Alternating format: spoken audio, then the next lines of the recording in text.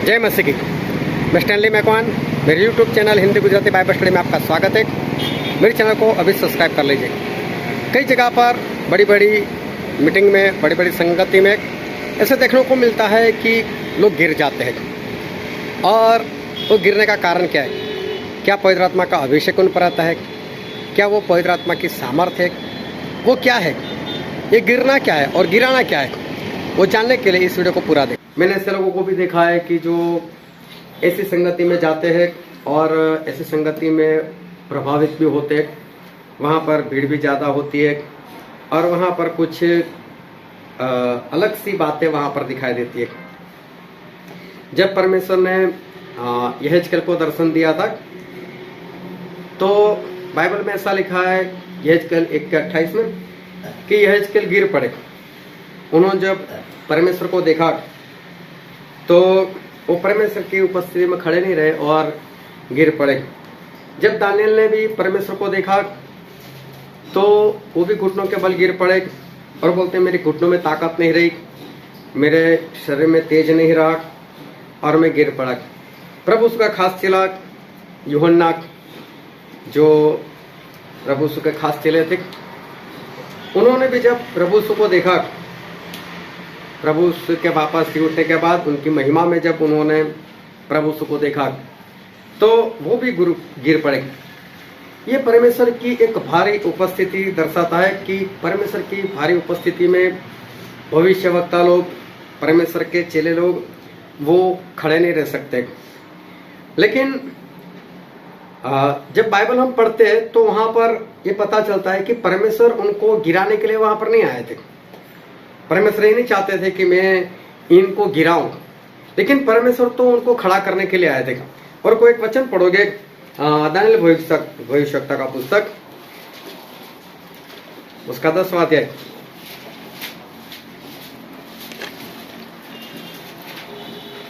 और 8, 9 और 10 वचन, 9, 10, 11।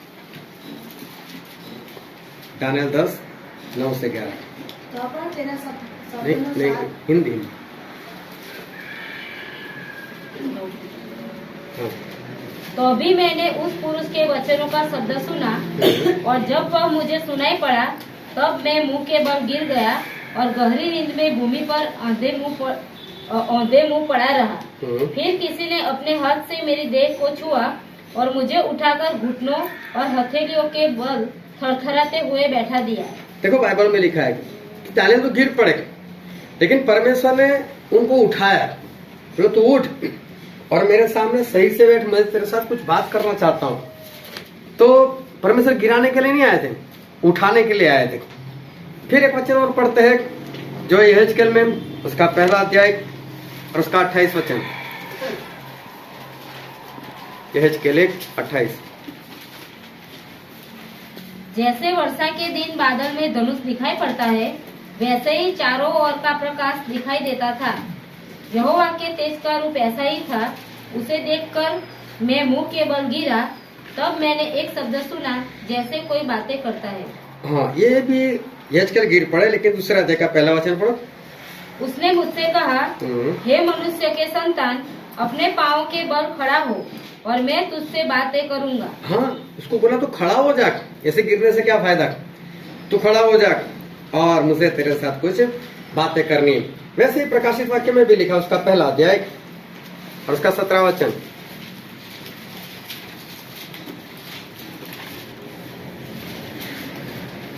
जब मैंने उसे देखा तो उसके पैरों पर मुर्दा सा गिर पड़ा। उसने मुझ पर अपना दाहिना हाथ रखकर कहा, मत डर, मैं प्रथम और अंतिम और जीवता हूँ। जब यूहन्ना भी गिर पड़े तो उसको बोला कि मत डर, मतलब उठ जा, भी गिरने की बात नहीं। लेकिन जहाँ पर लोग गिराए जाते हैं और लोग जोरों जोरों से गिरते हैं, ऐसी संगति से, ऐसी जगह से लोग प्रभावित हो जाते हैं और वहाँ पर भागने लगते हैं।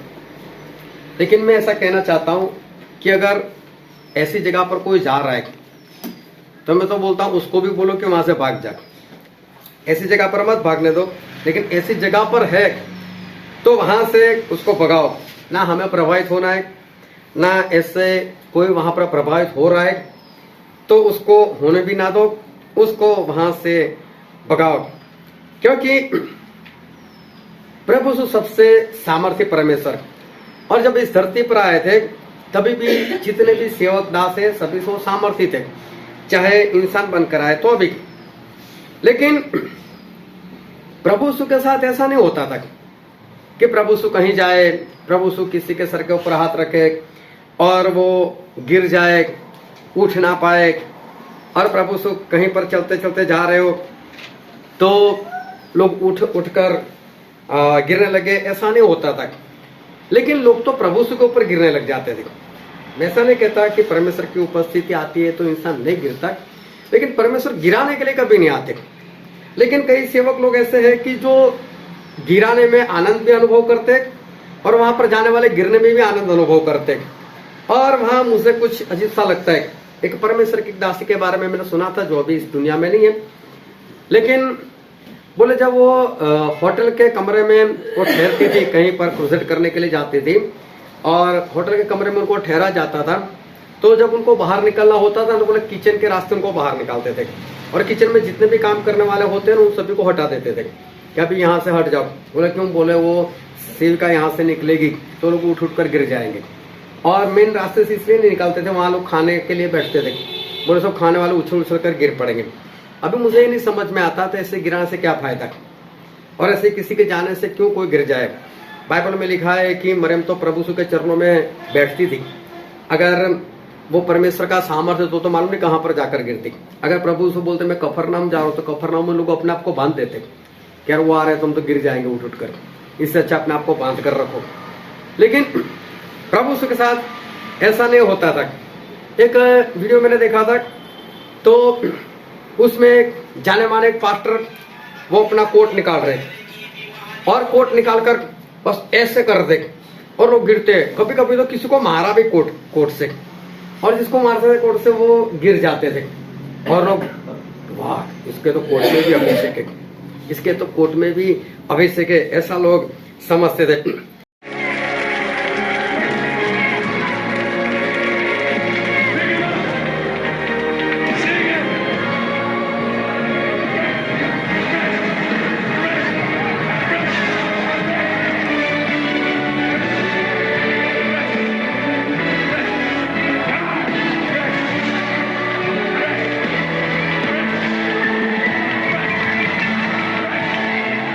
एक पास्टर वो तो जोरों जोरों से इंग्लिश में बोलते हैं, तुमको पवित्र आत्मा चाहिए क्या?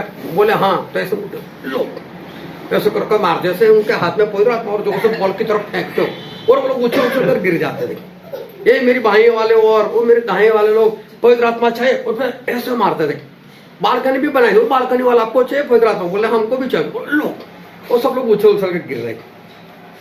अब इसको क्या समझे? और उछल कर गिरना वो भी ऐसे नहीं बस सिर गिर जाना, भयानक से वो लोग गिरते थे, कुर्सियां ले लेकर वो लोग गिर जाते थे।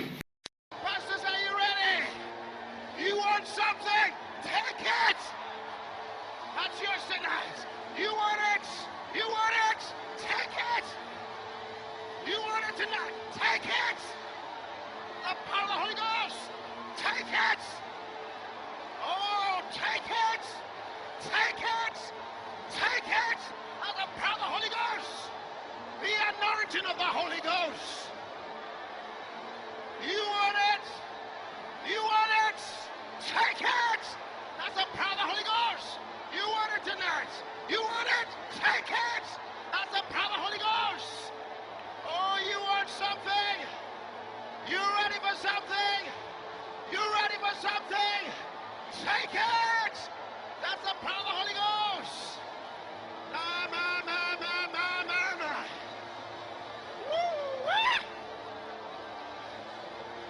The anointing of the Holy Ghost. The anointing of the Holy Ghost. The anointing of the Holy Ghost. एक पास्टर और एक तो वो तो लोगों को बोलते हैं कि देखो मैं यहाँ पर दीवार के साथ खड़ा रहता हूँ, आप लोग भी वहाँ पर खड़े हो जाओ। और बोले पवित्र आत्मा चाहिए? बोला हाँ चाहिए। बोले सिर्फ मेरी ओर देखते रहो, और सभी को उनको ओर देखने को लगा दे। बोले मैं जैसे आपके पास आऊँगा पवित्र आत्मा आपके पास आ जाएंगे। और वो ऐसे चलने लगे जैसे जैसे पास में जाने लगे लोग उछल उछल कर गिरने लगे। अभी उसके चलने से लोग गिरने लगे और भीड़ भी वहां पर ऐसी रहती।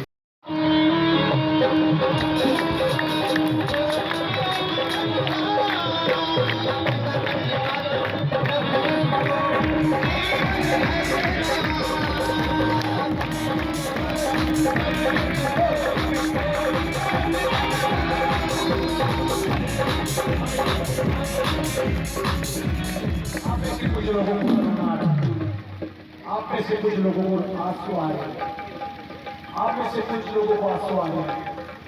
ये आपका मसला है जो आप पर फैल गया है, जो आप भर चुके हैं। देखिए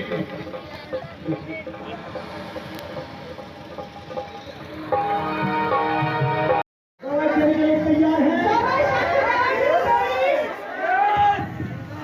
मसा लेना है, अभिषेक लेना है। अभिषेक के नीचे जान, अपने हाथों के ऊपर उठाओ, आंखें खोलो चौक के खुलो, और मेरी तरफ देखो। सबाई चौक खुले पास करो दीजिए ताकत। मैं एक कदम बढ़ाऊंगा, हमें एक सा बढ़ाओ आपके ऊपर एक अग्नि आएगी, और आपका ऊपर से आगुन के देश में वो अग्नि आपने ग्रहण करनी है। अस्सी आगुन के अपने के नीचे होवे उसका सामना नहीं करना, ताकि पोजिशन को चेष्टा करबे ना दीनता से लेना है। और से लोग के नीचे होवे। क्या तैयार है? गोली तैयार है?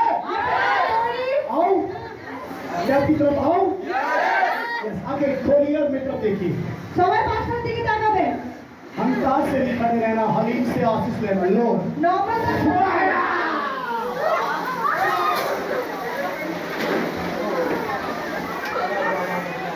ताली बजाइए यीशु मसीह के लिए। सब खड़े हो जाओ, जल्दी जल्दी खड़े हो जाओ, खड़े हो जाओ, जल्दी जल्दी जल्दी। एक पार्टनर है तो किसी को कुर्सी पर बिठा दे, बोले कुर्सी पर बैठो, बैठ गए, बोले अभी उठ जाए, फिर खुद बैठे, खुद बैठकर उठ गए, बोले अभी बैठकर बता। और जैसे कुर्सी पर बैठा जैसे उसको करंट लगा, उछल उछल कर गिरने लगा, कुर्सी के बाद भी नीचे गिरकर भी उछल उछल कर गिरने लगा। अभी क्या कोई परमेश्वर का अभिषेक दास किसी कुर्सी के ऊपर बैठ जाए फिर बाद में उसकी कुर्सी पर कोई बैठ ही नहीं सकता क्या? परमेश्वर को क्या लेना देना इस बात से?